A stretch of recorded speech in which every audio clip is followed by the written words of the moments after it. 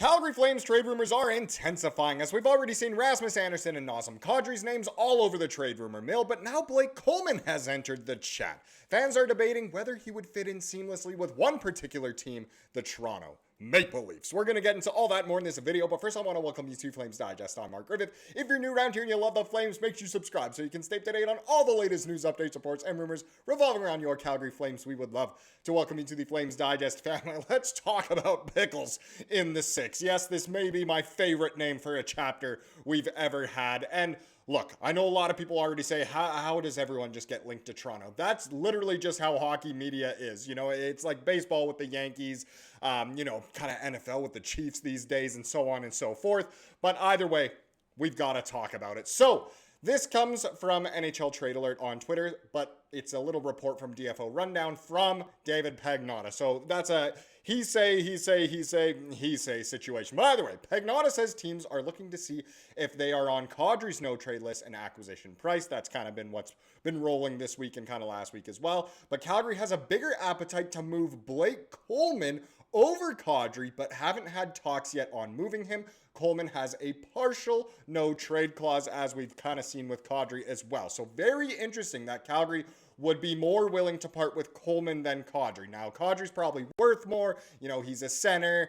But Coleman has proven that he can win, essentially. Not that I'm saying Kadri hasn't, but Coleman has proven that. And a lot of teams would love to have him kind of on your, second, kind of middle six, I guess, I suppose. You know, he can do a bit of scoring and is just an overall great player and a great guy as well. Now, where the link to Toronto comes in is from this article here. It's written by Charlie McAfee, and it writes, fans debate whether Blake Coleman could be the perfect fit for who?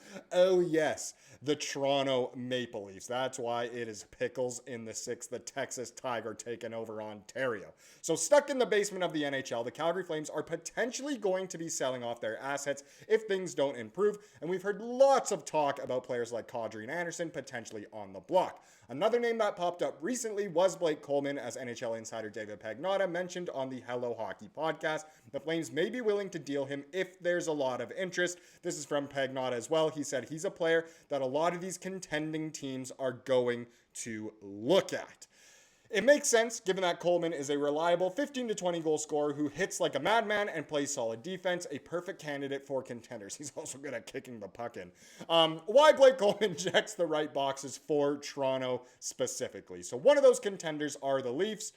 Are they one of the biggest contenders? I'm not too sure, but either way, one of those contenders are the Leafs, according to one inside source, and it would bring the perfect complement to a team desperate to add a top six player. Coleman can play anywhere in the lineup, and the physicality and speed he provides would go great alongside guys like Tavares, Willie Nylander, Bobby McMahon, while allowing Matthew Knies to head back up to the top line, of course, with Austin Matthews. So Blake Coleman, in a lineup situation, fits in really well with Toronto, but he'd probably fit in pretty well with most teams, you would think. It's just a matter of, what that team is going to give up. Now, Tavares and Nylander work best with a scrappy player alongside them who can feed them the puck and fight in the grittier areas with a relentless forecheck. That fits Coleman to a T, or if the team wanted to give Matthews a bit of a flashback, could fit as this version of Zach Hyman, a guy who will crash the net, cause havoc for opponents, and let Austin Matthews do his thing. So no matter where he goes in the lineup, it kind of makes sense. Now, fans were, of course, speaking out about this a little bit. So Leafs fans are split on whether he's worth the gamble. So also a positive is that he's not that expensive at only $4.9 million for the next 2 seasons.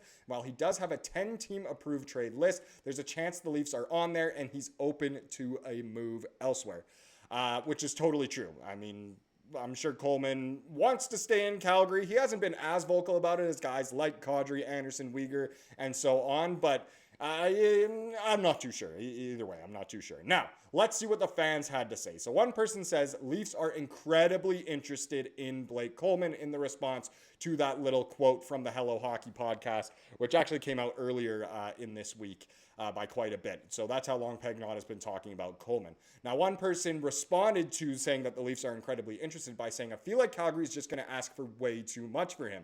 I like the player, and I like the third line of Dakota Joshua, Roy, and Coleman, or Nicolas Roy and Coleman would be sick, but if I'm spending any assets, give me a needle mover. Well, a trade is a trade. There needs to be a return. This is, I know a lot of people will just attack Leafs fans because they think Leafs fans are brain dead. There's fans in every single fan base that are kind of brain dead, but that makes no sense. You have to give up something in order to get something. The Flames obviously aren't going to be trading for free, and especially to one certain person, I should say, and that comes right here. Another person points out that the problem is the Flames aren't incredibly interested in trading with Treliving. Yes, most Flames fans and the Flames organization have a bit of a sour taste in their mouth left from Brad Treliving. Sure, he made some good moves, of course, but the way he went out with the Tkachuk trade, the Monahan trade, it just, he's not exactly beloved in the city of Calgary or the Sea of Red. So I don't know. The Flames could potentially trade with the Leafs. They've obviously made big trades in the past. You think of the Gilmore trade. You think of the Phaneuf trade. But I don't know. I'm not too sure. I think Coleman, yes, he fits in really well with the Leafs. But is that something that the Flames necessarily want to do? I'm not too sure. But let's let the article wrap up. So Coleman, 33 years old, has 6 points in 10 games with the Flames this season at the time of this writing. Obviously, the Flames have played more games now, but he's at 5 goals and 1 assist and is only 2 seasons removed from a breakout 54-point season at 30 goals and 24 assists. He's a 2-time Stanley Cup winner with the Lightning. Coleman also has 31 points in his 65 playoff games in addition to 268 hits. He's the perfect piece that could add not only a proven winner, but someone who has actual playoff production under his belt. Hard to know what Toronto would need to give up, and it highly depends if they wish to do business with their old GM, the Flames here, not the Leafs. But if the Maple Leafs really want to add a player who elevate them, they should do what they can for Blake Coleman. And I'd be interested to see what more Leafs fans have to say about this. But as a Flames fan, do you see the Leafs as a destination for Coleman? And if you do, realistically, what do the Leafs even have that we would want in return for Coleman? Sure, he's not going to, fetch a boatload, but in terms of picks or prospects or even young players, I know the name Nick Robertson always comes up. Could he be thrown in there somewhere? You never know. Either way, Pickles in the 6 is something we could discuss for a long time, but alas, we do need to move on to tonight's game as the Flames continue their quest for their 3rd win of the season. They just played the Leafs, actually, unfortunately lost, but they continue in Ontario, in the nation's capital, as they are being hosted by the Ottawa Senators. This one goes at 5 p.m. Calgary time, 7 p.m. obviously local time over there in Ottawa.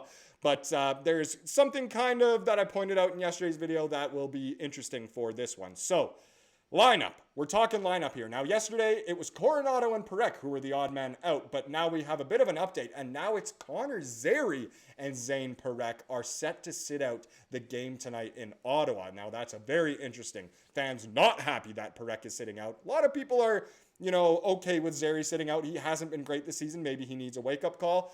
So Klapka and Pahal are the ones back in. Devin Cooley will make his 2nd start of this season. He was really good in his first start. The Flames obviously still lost, but maybe he can get it done in Ottawa. Ottawa's a team who gives up a lot of goals, so you never know. The Flames could get that offense going, as it has been quite a bit better in the past couple games. But still very interesting that Zane Parekh is sitting out. I saw a funny comment.